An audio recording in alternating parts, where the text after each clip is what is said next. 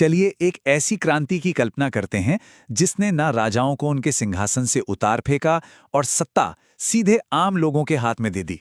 जी हाँ, आज हम बात करने वाले हैं फ्रांसीसी क्रांति की, एक ऐसी जबरदस्त घटना जिसने आज़ादी और बराबरी को लेकर हमारी सोच को हमेशा हमेशा के लिए बदल दिया। तारीख थी 14 जुलाई 1789। जगह पेरिस। हवा में ना डर घुला हुआ था और अफवाहों का बाजार गर्म था। हर तरफ यही बात हो रही थी कि राजा की सेना अपने ही लोगों पर, नागरिकों पर गोली चलाने वाली है। और इसी खौफ के बीच हजारों आम लोगों ने तय किया कि बस अब बहुत हुआ। उन्होंने लड़ने का फैसला कर लिया।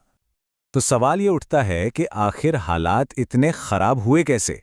मतलब ऐसी क्या नौबत आ गई कि एक पूरी की पूरी कौम अपने ही राजा के खिलाफ उठ खड़ी हुई? चलिए इस कहानी की परतें खोलते हैं और समझते हैं कि फ्रांस इस मोड़ तक आखिर पहुंचा कैसे। तो आज की हमारी इस चर्चा में सबसे पहले हम देखेंगे कि क्रांति से ठीक पहले फ्रांस के हालात कैसे थे। फिर हम जनता के विद्रोह की कहानी जानेंगे, उस ऐतिहासिक अधिकारों की घोषणा को समझेंगे जिसने दुनिया को एक नई दिशा दी। इसके बाद आतंक के उस खौफनाक दौर पर भी नजर डालेंगे और आखिर में इस क्रांति ने हमें विरासत में क्या दिया, उसे परखेंगे। देखिए, हर बड़ी आग के पीछे ना कोई चिंगारी तो होती ही है। तो चलिए पहले उस बारूद को समझते हैं जो आंसियां रजीम यानी फ्रांस की उस पुरानी राजशाही व्यवस्था के अंदर दशकों से जमा हो रहा था। वो बस एक चिंगारी का इंतजार कर रहा था। जरा 18वीं सदी के फ्रांस की कल्पना कीजिए।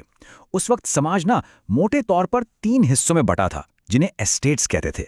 एक तरफ थे पादरी और कुलीन लोग, मतलब मुश्किल से 3% आबादी, लेकिन देश की 1/3 से ज्यादा जमीन और सारे के सारे विशेषाधिकार इनके पास थे। और सबसे बड़ी बात, ये कोई टैक्स नहीं देते थे। और दूसरी तरफ थी बाकी की 97% जनता, किसान, मजदूर, व्यापारी, सब। और देश चलाने के लिए जो 100% टैक्स का बोझ था ना, वो इन्हीं के कंधों पर था। मतलब कितना ज्यादा असंतुलन था इस व्यवस्था में। ये आंकड़ा देखिए, ये अपने आप में ही पूरी कहानी कह देता है। सोचिए, देश की लगभग पूरी की पूरी आबादी और उनके पास कोई सियासी ताकत